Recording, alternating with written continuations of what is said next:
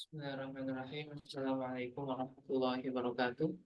Alhamdulillah wassalatu wassalamu ala Rasulillah wa ala alihi wa sahbihi wa man walah. La haula wa la quwwata illa billah. Amma ba'd. Dan saya hormati Ustaz Denis Setiawan, semoga menjaga beliau dan juga teman-teman sekalian, sobat Namal yang semoga Allah berkahi. Pada pagi hari ini kita insya Allah melanjutkan Ulumul Quran kelas 201 dengan tema selanjutnya yakni isu dialektika teks di dalam Al-Quran. Bagaimana penjelasannya pada Al-Ustaz? Saya persilakan kepada Ustaz. Ya, baik. Kita mulai. Ya, Bismillah. Assalamualaikum warahmatullahi wabarakatuh. Waalaikumsalam warahmatullahi wabarakatuh. Alhamdulillah, hamdan katsiran thayyiban mubarakan fih, kama yuhibbu rabbuna wa yarda. Asyhadu an la ilaha illallah lahu la syarika lah, wa asyhadu anna Muhammadan abduhu wa rasuluh. Allahumma shalli ala Muhammad wa ala ali Muhammad. Alhamdulillahilladzi bi ni'matihi tatimmu shalihat. Alhamdulillah kita kembali di hari Sabtu ini melanjutkan pembahasan kita di Ulumul Quran kelas 201. Sekarang sudah di Rabiul Akhir ya. Jadi lanjut saja, kita kemarin telah membahas materi yang topiknya masih sama ya. Jadi saat ini kita akan lihat bagaimana ini terakhir ya. Kita coba ambil materi berkaitan dengan isu dialektika teks dan realitas. Ini sebenarnya menarik karena poin keempat ini dia itu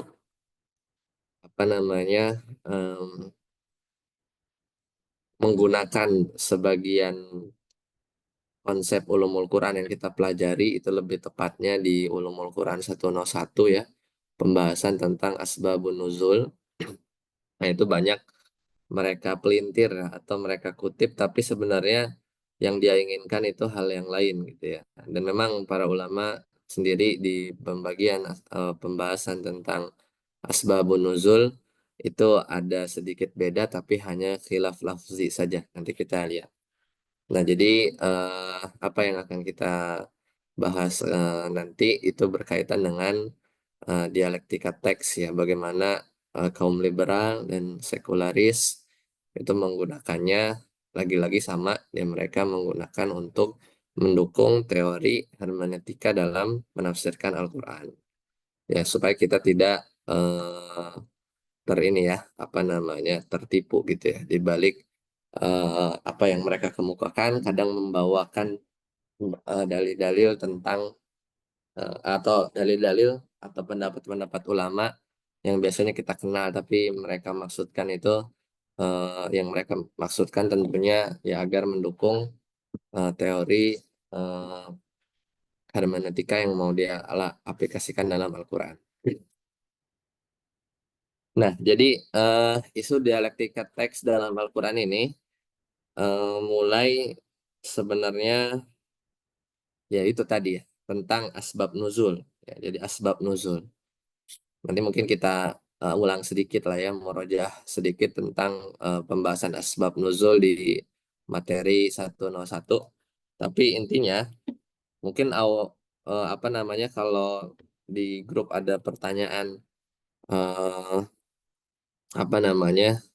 apakah ada ya karya ulama ini, pertanyaan dari Akhi Ustadz Zahar ya, bahwasanya apakah ada karya ulama yang membantah kritik mereka ya. Jadi maksudnya kalau ulama-ulama terdahulu mungkin belum ada ya, karena mereka ini kan muncul belakangan. Tapi kalau karya-karya ulama yang kontemporer atau bahkan di ulama-ulama kita juga sudah banyak sebenarnya yang membantah karya-karya kritik mereka. Tapi karya-karya ulama di zaman dulu itu kita bisa ambil pemikirannya tentunya untuk membantah eh, pemikiran liberal dan sekuleris mereka ya. Ini apa jawabannya kurang lebih. Nah, jadi kalau di pembahasan umumnya di ulumul Quran, asbab nuzul kita tahu ya dia sebab turun ayat. Kemudian kita tahu juga bahwa ya nggak semua ayat dalam Al-Quran itu memiliki asbab nuzul, ya, asbab nuzul. Ya bahkan nggak pernah terlintas di benak seorang ulama Islam manapun ya di zaman dulu gitu ya. Bahkan kontemporer ya ada ide ya dari mereka orang-orang liberal dan sekularis di mana mereka ingin sebenarnya tujuan utamanya mengosongkan ya. Jadi Al-Quran itu mereka pengen hilangkan hukum-hukum yang ada di dalam Al-Quran ya, dengan alasan ini tadi bahwasanya ayat turun itu disebabkan karena sebab khusus ya, sebab khusus. Jadi nah, diskusi tentang bagaimana Al-Quran itu dipahami, ya kemudian bagaimana di Al-Quran itu ada dialog, kemudian ada realitas, ada ayat-ayat yang seolah-olah itu turun dalam apa namanya, dalam konteks tertentu, sebab tertentu. Ini yang mereka naikkan ya, permasalahan ini untuk mendukung sebenarnya tujuan mereka adalah ingin menyatakan bahwasanya Al-Quran itu tidak absolut, tidak berlaku ya untuk kondisi saat ini, ya, untuk kondisi saat ini. Nah, jadi eh, banyak banyak hukum ya. Nah, ini salah satu yang apa namanya memulai mengusung atau apa namanya membahas tentang isu ini adalah Nasr Hamid Abu Zaid. Ini tokoh yang paling menonjol, ya, yaitu dua sebenarnya, Nasr Hamid Abu Zaid dan Muhammad Said Al-Ashmawi ya. Ini yang tokoh-tokoh belakangan yang sebenarnya sayangnya ya dia datang dari apa namanya negeri yang ya ini boleh dibilang Islamnya bagus ya, dan mereka juga ya menggunakan teori-teori di ulumul Quran untuk sebenarnya mendukung apa yang mereka inginkan. Nah, jadi eh, kalau yang benarnya atau yang biasa kita pahami yaitu tentang asbab nuzul itu banyak, ya itu pengetahuan tentang satu ayat itu peristiwa apa diturun karena peristiwa dan sebab tertentu. Ya, jadi memang dalam Al-Quran ada sebagian ayat-ayat yang dia turun disebabkan karena peristiwa insidental langsung ya.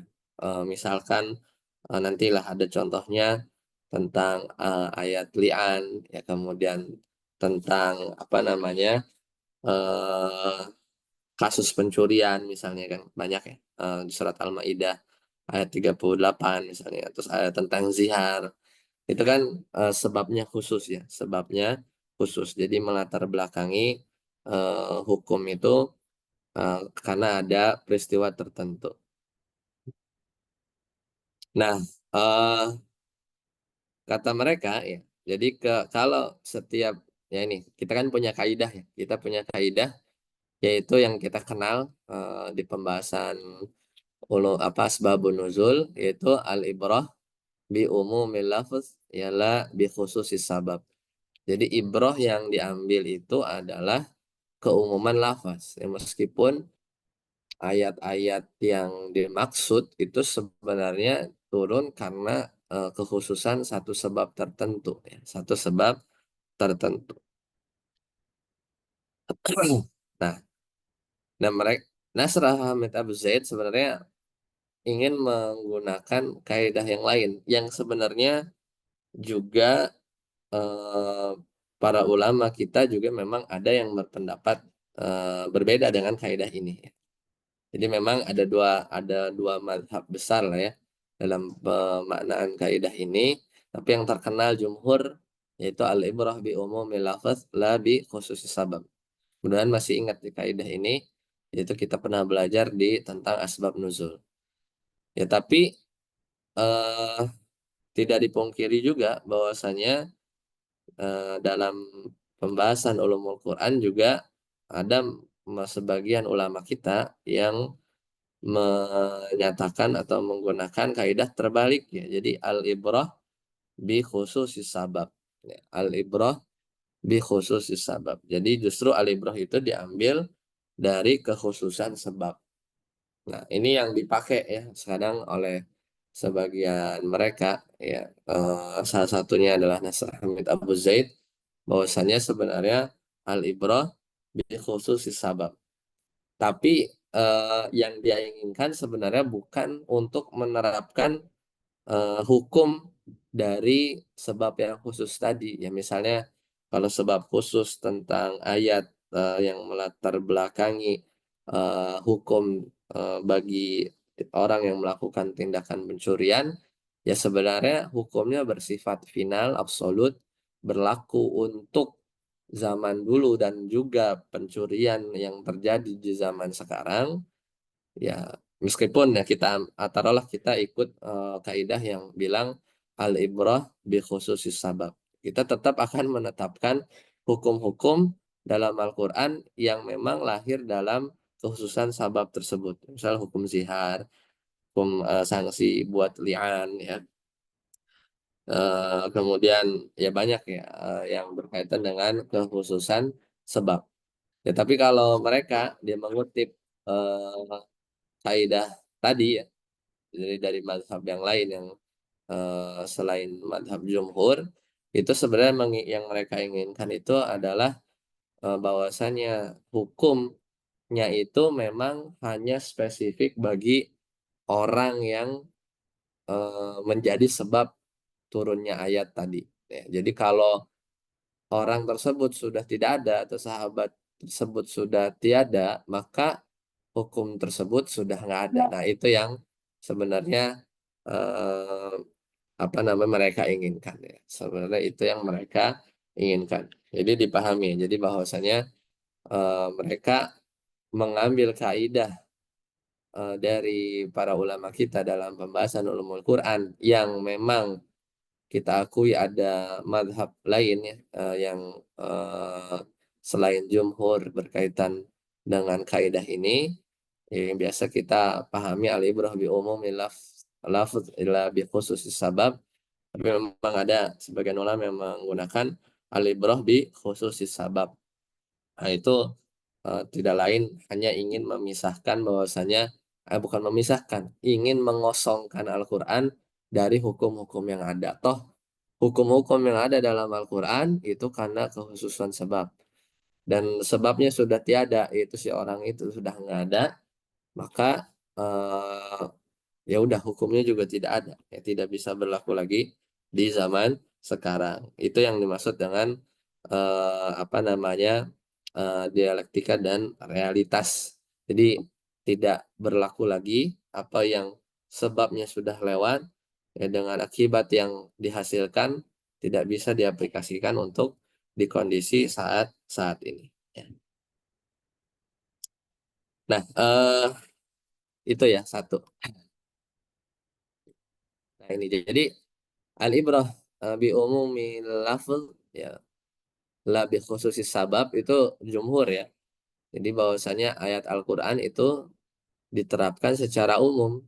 Jadi kalau nanti ada peristiwa-peristiwa lain yang mirip, ya kita ambil karena ibrahnya itu adalah keumuman lafaz, bukan sebab turunnya itu yang dijadikan acuan. Ya memang benar turunnya ayat itu dikarenakan pas ya apa peristiwa yang terjadi ya.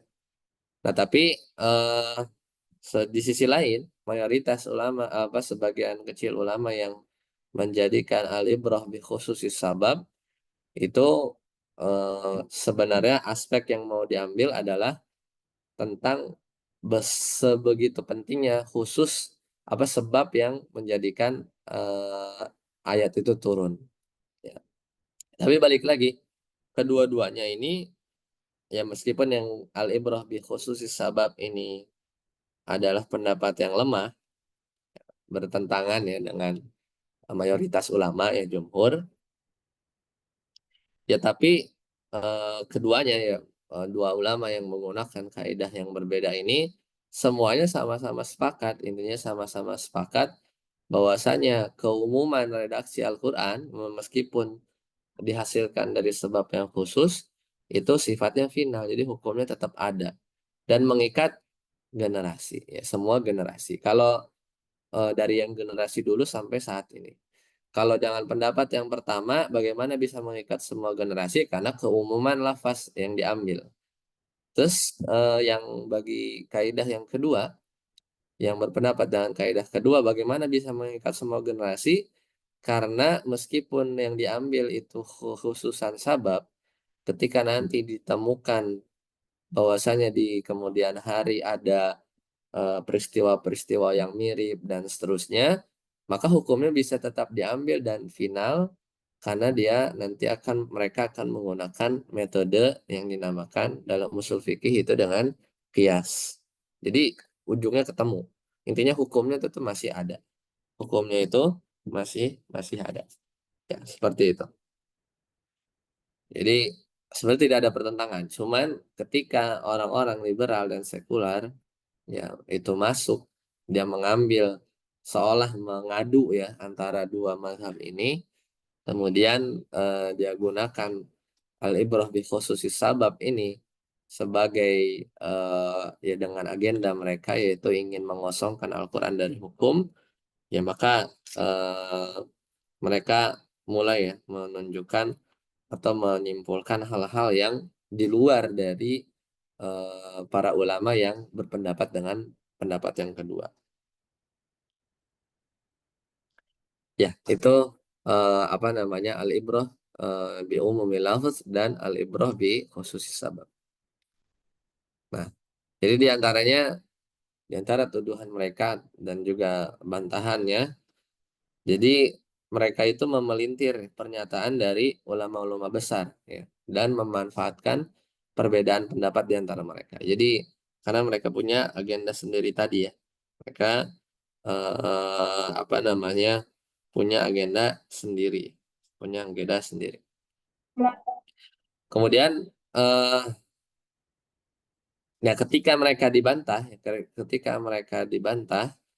dan mengatakan bahwasanya kaidah asbab nuzul maksudnya adalah tadi al-umum, ya al-umum eh, yaitu keumuman itu diambil dengan lafaz ya dari lafaz al-ibrah ya bi umumil lafaz, itu dia katakan bukan kaidah yang syar'i, kaidah yang syar'i kata mereka.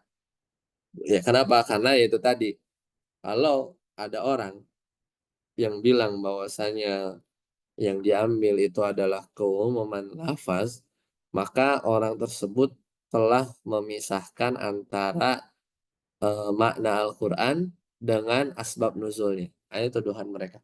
Itu tuduhan mereka. Jadi kalau kita misalnya menggunakan kaidah tadi, yaitu al-umum, al-ibrah bi umumi lafaz, itu kata mereka, maka kamu itu sudah memisahkan antara ayat Al-Quran dengan sebab turunnya. Lah kan yang kamu pakai itu keumuman lafaz. Yaitu kalau keumuman lafaz itu sudah bermain pada aspek bahasanya saja. Itu redaksi umum yang kemudian kamu pakai. Berarti kamu memisahkan antara ayat dengan realitas sebab turunnya. Ya, bandahannya gampang. Ya, padahal kaidah tadi sebenarnya memang apa namanya ya diajarkan ya. Ya, apa namanya diajarkan oleh Nabi sendiri. Karena tuduhan mereka itu bilang bahwasanya kaidahnya itu tidak syar'i karena diambil dari ya kan karena tidak ada dalam Al-Qur'an dan Sunnah ya. Padahal sebenarnya kalau mereka membaca sedikit ya bahwasanya kaidah asbab nuzul ini memang Nabi ajarkan sendiri ya dalam hadis-hadis yang banyak. Misalnya di ini kita mundur berarti ya, mundur sedikit ke pembahasan asbabun nuzul, yaitu misalnya di surat Hud ayat 114. Yaitu ini sebenarnya hadis yang panjang ya dari Abdullah bin Mas'ud bahwasanya ada seorang laki-laki yang ketika itu dia tidak sengaja ya mencium pipi seorang perempuan. Kemudian dia lari ya. Kemudian dia lari mendatangi Rasulullah SAW dan menceritakan kejadian tersebut. Nah, lalu turunlah ayat surat eh, Hud ini, ayat 114. Kata Allah Ta'ala, wa aqimis salata tarafain nahari wa zulafan minal lail, innal hasanati yudhibna sayyiat, dzalika dzikran lidzakirin. Jadi, dan kerjakanlah sholat pada ujung siang, pagi dan malam, pagi dan petang, dan pada bagian permulaan malam. Wa zulafa minal lail. Innal hasanati yudhibna sayyiat. Karena perbuatan-perbuatan baik itu menghapus kesalahan-kesalahan. Maka laki-laki itu nanya, yang tadi nanya ke Nabi, ya Rasulullah, apakah ayat itu berlaku khusus buatku? Maksudnya ayat 114 ini khusus buatku atau buat siapa? Maka kata Nabi SAW, itu berlaku bagi seluruh umatku. Berarti kan al-umum ya bi al-ibrah bi umumil lafadz itu memang diajarkan oleh Nabi sendiri. Ayatnya umum berlaku bagi semua umat. Meskipun ayat ini turun ketika seorang sahabat yang mulia ini datang ke Nabi Shallallahu Alaihi Wasallam. Ya, jadi bantahan dari kaum atau tuduhan dari kaum liberalis yang menunjukkan bahwa menuduh bahwasannya kaidah asbab nuzul ini tidak syar'i, bukan tidak ada dari Al-Quran atau As-Sunnah, maka ini ya hanya omong kosong belaka. Nah, kemudian juga mereka mengatakan ya bahwa ya para ulama tadi, ini tadi yang saya sebutkan bahwasanya mereka kalau kita berpegang dengan kaidah asbab nuzul itu kita seolah ketika menafsirkan maka kita memisahkan antara Al-Quran dengan konteks sebab nuzul apa asbab nuzulnya, maka ini tentunya tidak ya. Kita tidak pernah atau para ulama tidak pernah melakukan hal tersebut. Bahkan ketika ulama-ulama kita menafsirkan Al-Quran dengan keumuman lafaz, tentunya tetap seringkali kita temukan ya para ulama itu tetap membawa atau menceritakan tentang sebab nuzulnya, ya sebab nuzulnya. Ini kan bertolak belakang ya, dan sama sekali tidak ada apa namanya tujuan untuk memisahkan ayat Al-Quran dengan sebab turunnya. Ya, karena sekalipun tadi ya, seorang berpendapat dengan pendapat, ulama berpendapat dengan pendapat yang kedua, yaitu al-ibrah bi khususis sabab, tetap saja ketika ada peristiwa di masa mendatang, hukum tetap berlaku ya, hukum tetap berlaku, yaitu ya berkaitan dengan ya dengan metode lain lah, menggunakan metode kias ya, misalnya. Jadi hukum tetap berlaku. Sedangkan tujuan utama kaum liberalis ya, yaitu mereka ingin kalau Al-Quran itu hukumnya tidak bisa berlaku universal, ya karena kan dia nggak mau digunakan untuk atau ibrohnya itu adalah keumuman lafaz. Kalau universal, ya maka absolut ya dia akan benar selamanya. Mau zaman dulu, zaman sekarang tetap benar. Ya, tapi yang dia pengen adalah ya, kalau Al-Quran itu tidak bersifat universal, berarti hanya saat itu saja ketika peristiwa terjadi hukum ada, ya ketika peristiwa tidak ada maka hukum tidak ada gitu ya, hukum tidak ada, maka eh, apa namanya eh, mereka ingin mengosongkan Al-Quran dari hukum, mereka ingin mengosongkan Al-Quran dari hukum ya. Itu isu yang terakhir ya dalam yang menjadikan yang sering kadang mereka mengulang-ulang itu. Nah, kadang kita sering kali tertipu ya. Kadang kita sering kali tertipu bahwasanya mereka seolah mengkritik atau bahkan menggunakan eh, pendapat dari para ulama kita ya dalam ulumul Quran, tapi tujuannya berbeda ya. Dia mereka memiliki agenda yang lain. Nah, kemudian selanjutnya eh, dialektika teks Al-Quran ya, dan realitas tadi ya, ini juga sangat dipengaruhi oleh kajian Marxisme ya. Mungkin ini perlu pembahasan khusus ya, tapi intinya masih dengan orang yang sama, yaitu tadi ya, dalam buku beliau itu Nasr Al-Hamid ya, Nasr Abdul Hamid tadi itu apa namanya ya, banyak menunjukkan bahwasanya anggapan-anggapan orang-orang yang menggunakan hermeneutika dalam menafsirkan Al-Quran itu banyak dipengaruhi oleh kajian-kajian filsafat ya, yang pada akhirnya di antara em, apa namanya kesimpulannya yang mereka gaungkan itu adalah Al-Quran itu dianggap atau dibentuk oleh realitas. Jadi kalau kita dalam keimanan kita meyakini bahwasanya Al-Quran itu turun kan top down ya, dia dari langit ke bumi. Sedangkan beda dengan kajian-kajian mereka bahwasanya Al-Quran ini ada mulai tertulis teks-teksnya, ini sering kita ulang-ulang, yaitu dari realitas yang ada. Jadi seolah-olah wahyu itu bottom up, jadi dari bumi baru ke langit ya, kebalik. Ya, padahal sejatinya Al-Quran itu jawabannya dari Allah terhadap segala persoalan bagi umat manusia.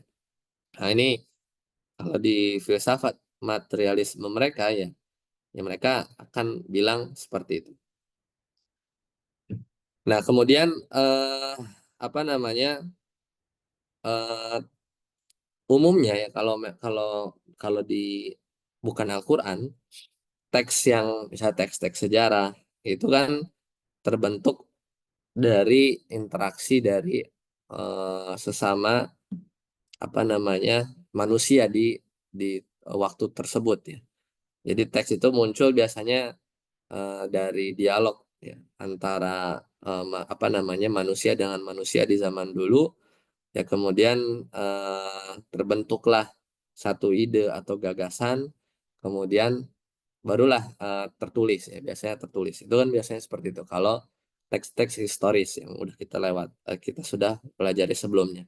Tapi Al-Quran tidak ya, Al-Quran tidak ya, jadi sama sekali tidak bisa diaplikasikan terhadap Al-Quran.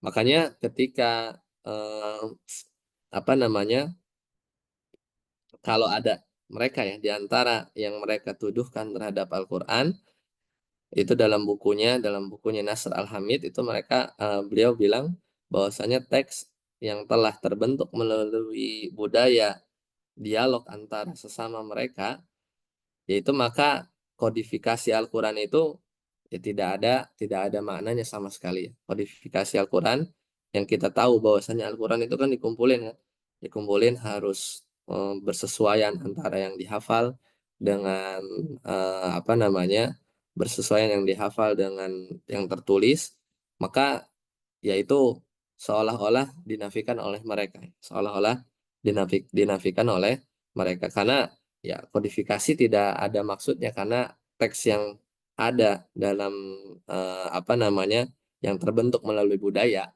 ini kan asumsi mereka terhadap Al-Quran itu ya benar-benar produk dari hasil pemikiran manusia. Jadi wahyu adalah produk atau realitas budaya. Jadi ya kodifikasi itu sebenarnya dianggap eh, tidak ada peran apapun ya dalam membentuk satu Al-Quran ini. Itu apa namanya anggapan-anggapan yang keliru ya dari mereka. Oke, selanjutnya, nah ini jadi eh, sedangkan tuh apa namanya kita ya dalam ulumul Quran kita tahu bahwasannya Al-Quran itu eh, ada dua. Jadi ada yang turun tanpa sebab, justru ini yang lebih banyak. Justru ini yang lebih banyak. Sedangkan mereka itu malah mengklaim kebalikan. Bahwasanya Al-Quran yang turun tanpa sebab itu lebih lebih dikit. Jadi dia pengen menunjukkan bahwa semua ayat itu dominan diawali dengan sebab-sebab sehingga hukum-hukum yang terjadi itu lebih banyak. Ya, kemudian dia masuklah bahwasanya al-ibrah itu adalah kekhususan sebab, dan dia ingin bilang bahwasanya ketika sebab udah nggak ada, maka hukum-hukum itu juga tidak ada. Padahal aslinya itu ibtidai itu lebih banyak. Ya, contohnya apa? Contohnya ya misalnya kisah-kisah ya nabi-nabi terdahulu, umat-umat terdahulu ya. Maka itu jauh lebih banyak ya. Jauh lebih lebih banyak. Nah, ini yang pernah kita pelajari sebelumnya ya. Jadi memang kita sering menggunakan kaidah ini al-ibratu bi umumi lafzi la bi khususis sabab ya, la bi khususis sabab. Nah, kemudian satu yang perlu diketahui bahwasanya tentang al-qaul fil asbab mauqufun ala naqli wasima. Jadi sekali lagi bahwasanya asbab nuzul ini tidak boleh berdasarkan pemikiran seseorang ya. Tidak boleh berdasarkan pemikiran seseorang, tapi harus berdasarkan riwayat atau informasi langsung ya. Jadi tidak ada ruang istihad.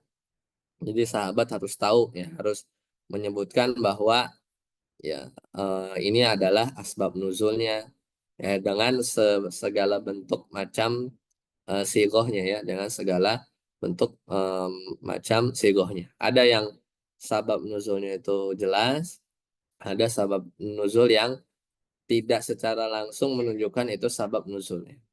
Ya, jadi kita harus bisa membedakan antara dua tipe ini.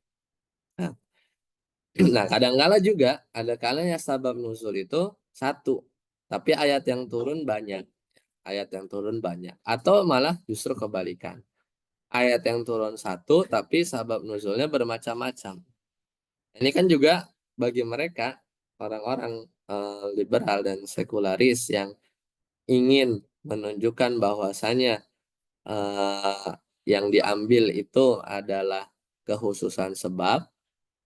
Nah, ini sebab yang mana ya? Sebab yang mana? Karena kadang ada sabab nuzulnya berbeda-beda, ayatnya tetap tetap satu ya, ayatnya tetap satu. Ini yang menunjukkan bahwa hukumnya itu ya berlaku ya, hukumnya itu berlaku ya, meskipun sabab nuzulnya orang-orangnya atau peristiwa-peristiwanya itu bisa jadi bermacam-macam. Ayatnya satu dan hukumnya tetap berlaku.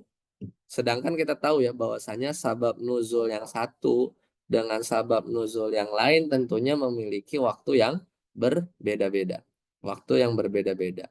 Tapi ya hukum tetap ada, ya hukum tetap ada. Maka mereka nggak bisa nih, mereka nggak bisa eh, apa namanya berdalih bahwasanya kalau zaman sekarang sebabnya sudah tidak ada lagi, berarti hukumnya udah nggak ada dong gitu. Hukumnya tidak ada. Nah, ini buktinya ada sabab nuzul yang beda-beda, waktunya beda, tentunya ternyata hukumnya masih ada. Hukumnya masih absolut, ya masih benar dan berlaku meskipun berbeda berbeda waktu. Meskipun berbeda waktu. Ya, itu kurang lebih ya ya ketika mereka ingin apa namanya eh, kalau mereka ingin ingin belajar sedikit saja ya, atau ingin mendalami sedikit saja, sebenarnya banyak pertentangan di antara mereka karena lagi-lagi ya tadi inti dari mereka itu di pembahasan yang keempat ini tentang isu dialektika dan realitas, sejatinya dia hanya ingin bikin bahwasanya hukum-hukum tasyri ya syariat yang ada dalam Al-Quran itu seolah tidak ada ketika tidak ada sebab ya. Padahal nyatanya tidak demikian. Baik, itu saja ya materinya singkat untuk hari ini. Insya Allah mudahan kita bertemu lagi di lain kesempatan untuk pembahasan lebih dalam, dan di pertemuan keempat ini kita sudah selesai membahas bagian sesi yang pertama, yaitu tentang dikritik ya ilmu Al-Quran atau ulumul Quran ya bagi kaum liberal yang menggunakan teori hermeneutika dalam menafsirkan Al-Quran. Insya Allah nanti di pertemuan selanjutnya kita sudah mulai masuk pembahasan utama kita ya, yaitu kita akan menggunakan panduan kitab untuk materi-materi yang 4 pertemuan ke depan. Itu insya Allah lebih mudah. Silahkan jika ada pertanyaan.